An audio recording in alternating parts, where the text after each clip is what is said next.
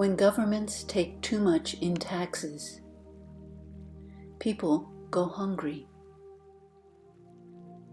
When leaders are oppressive and interfere, people rebel. And when people feel that life is not worth living, they stop wanting to participate or be productive. However, evolved ones do not interfere, and they have a great respect for life and living.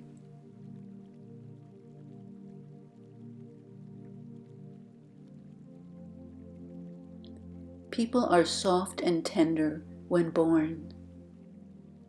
They are hard and stiff when dead.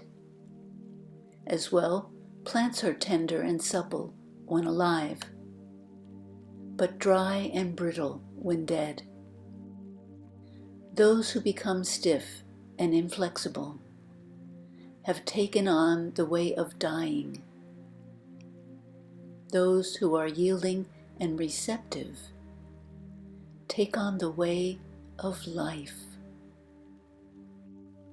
Notice how what is stiff and inflexible is easily broken, while what is flexible and fluid can adapt and adjust more easily.